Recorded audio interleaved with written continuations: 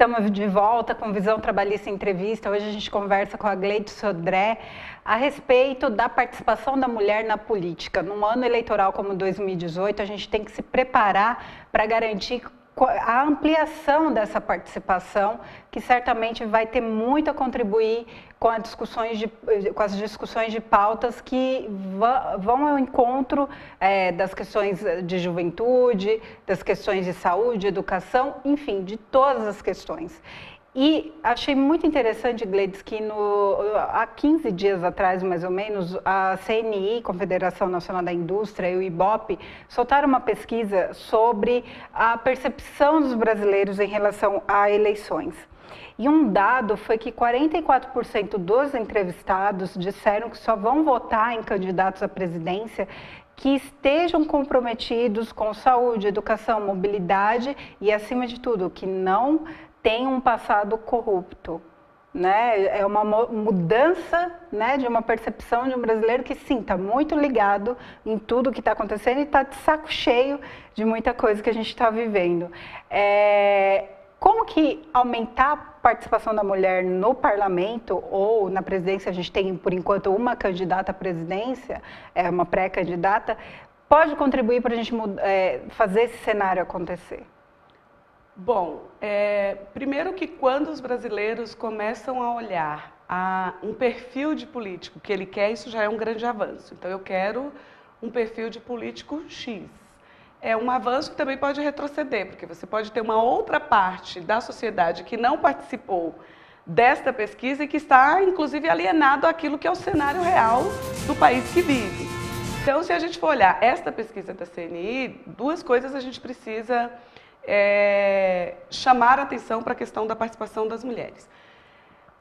Eu não votaria em uma mulher que só tivesse compromisso com a questão de educação e de saúde e mobilidade. Eu quero sempre que a mulher que se propõe à política também tenha um engajamento com as questões de gênero, porque as questões de gênero são as pautas que são tratadas por nós. Ela tem que se ver como mulher. Ela precisa se ver como mulher e precisa saber das necessidades que tem todas as mulheres no país onde ela vive e que ela vai estar representando ali nas esferas em que ela se colocar à disposição. Então, a gente precisa ter clareza de que a mulher, quando a gente vota nela, ela precisa estar engajada com as questões sociais que vão englobar as questões de gênero, a educação sempre, mas que vai olhar também todas as diferenças e dificuldades existentes nas relações de gênero. Até porque quando você fala de saúde e de educação e de mobilidade, são as mulheres que têm as pautas mais envolvidas, porque ainda vivemos numa sociedade que quem vai nas reuniões de escola e quem pauta educação de qualidade são as mães dos seus filhos. Quem vai levar os filhos no posto de saúde, no hospital, e que tem também a responsabilidade de uma saúde que seja de qualidade para a família, também são as mulheres. Quem pega ônibus porque ganha menos, porque tem um salário menor e que, portanto, tem mais dificuldades de locomoção e de mobilidade urbana, seja a mulher. Então, a gente precisa ter um recorte de gênero quando se trata de políticas públicas. Senão, a gente não consegue atender essas demandas. Por isso que eu estou te falando que o perfil pode ser bom, mas ele também é perigoso, porque os homens precisam ter clareza do recorte de gênero na hora de falar de política. Então, ter mulheres na política significa, para mim, como eleitora, que eu vou estar representada por uma pessoa que sabe das demandas e das pautas que são tratadas que conhece quando ela a vida. Exatamente. Quando ela é do mesmo sexo que eu, ou que ela tenha a defesa de gênero e do recorte de gênero na sua pauta. Agora, enquanto você falava, eu me lembrava de uma questão que a gente denunciou muito enquanto os sindicatos metalúrgicos, foi na época da votação da reforma trabalhista. A gente teve a votação de uma reforma que globalmente destrói direitos e especificamente é um prejuízo muito sério para as mulheres, por exemplo, colocando mulheres para trabalhar num local insalubre. E a gente teve deputadas, senadoras, que compactuaram com essa questão. Falar de votar em mulher não significa que você vai colocar santos, Sim. né? Mas eu me preocupo muito que a gente possa fazer essa reflexão de olhar para um conjunto da obra. Porque mais do que você olhar se é homem ou mulher, você precisa entender qual é o compromisso que essas pessoas têm, qual é a pauta que ela defende.